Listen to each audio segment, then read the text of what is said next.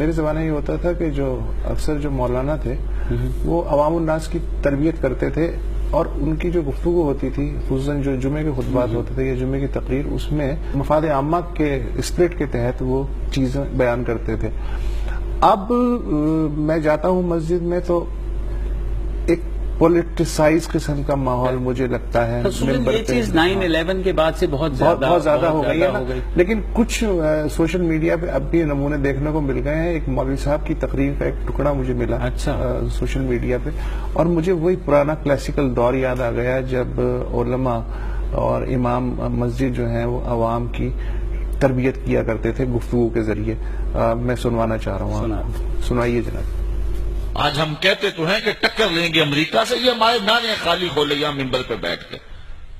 گاؤں کے چودھری سے مقابلہ نہیں کر سکتے، اس کے سامنے حق بات نہیں کہہ سکتے ہم، مسجد کی انجمن کے صدر کے سامنے حق بات ہم کہہ نہیں سکتے تو امریکہ کو للکار دیں گے۔ جھوٹ ہے، مکر فریب ہے، دجل تلبیس ہے، اپنے آپ سے دھوکہ ہے، خود فریبی ہے۔ تو میں کہا کرتا ہوں آج ہم کہتے ہیں ہم ٹکرا کے یوں کر دیں گے وہ کر دیں گے، جذبات ہمارے دیدنی ہوتے ہیں، لیکن حال ہمارا کیا ہے کہ ہماری مسجدوں کی لیٹرینوں کے لوٹے بھی زنجیروں سے بندھے ہوئے ہیں۔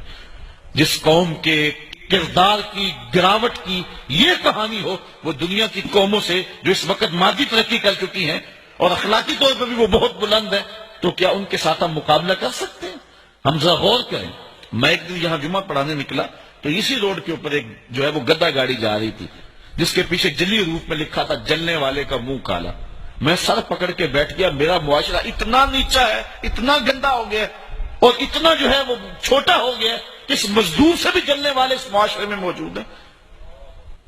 اگر باہر کوئی گرمیوں میں واٹر کولر نصب کرے تو وہاں گلاس کے ساتھ زنجیریں کیوں باندھتا ہے؟ کبھی اس آئینے میں اپنے آپ کو دیکھا ہم نے؟ ہم کہاں گرے ہوئے ہیں؟ ہماری گراوٹ کا کیا عالم ہے؟ جب میں کہتا ہوں الہی میرے احوال دے، حکم ہوتا ہے اپنا نامہ اعمال دے۔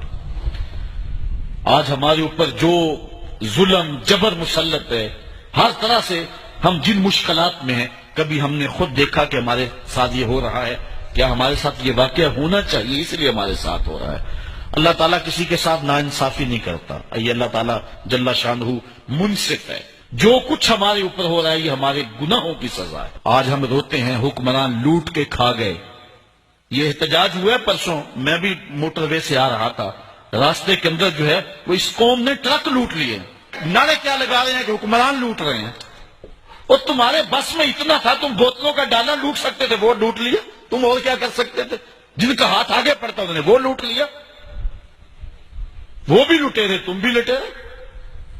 اپنے آپ کو دیکھیں، پہلے اپنی اصلاح کریں، اپنے من میں اتریں، پھر کسی کو دیکھیں۔ جب میں کہتا ہوں الہی میرا احوال دیکھ، حکم ہوتا ہے اپنا نامہ اعمال دیکھ۔ پہلے اپنے من میں تو اتر کے دیکھ، اپنے اندر تو اتر کے دیکھ۔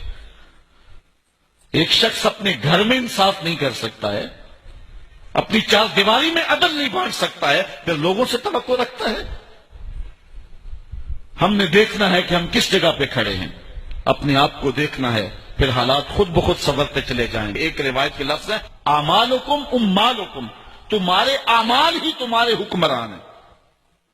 اگر تمہارے اعمال ٹھیک ہو جائیں گے، رحمت کی چھتڑیاں تمہارے اوپر آ جائیں گے۔ جی واہ سر، تمہارے اعمال ہی تمہارے حکمران ہیں۔ بالکل بالکل، اور کوئی اس میں بات غلط نہیں ہے۔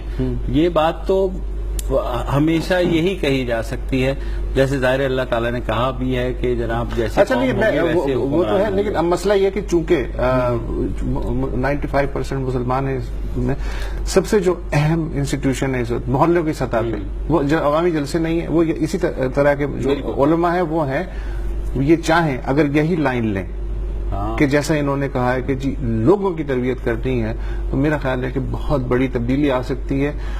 لیکن مشکل یہ ہے کہ اکثر علماء کو شاید اس کی اب نہ عادت رہی ہے نہ فرصت رہی ہے۔ اور ظاہر ہے ان کے پاس بھی اب لینڈ کروزیں ہو گئی ہیں، تو خیر کوئی بات نہیں، باہر ظاہر ہے نا دنیا ہے۔ لیکن بلے شاہ کا مجھے اس کو سن کے وہ یاد آ گیا، تو اپنے من میں چھوڑیا ہی نہیں۔ تو ظاہر ہے ہم دوسروں کے اوپر تو تنقید کرے چلے جاتے ہیں، لیکن اپنے دل میں کبھی گھس کے نہیں دیکھتے۔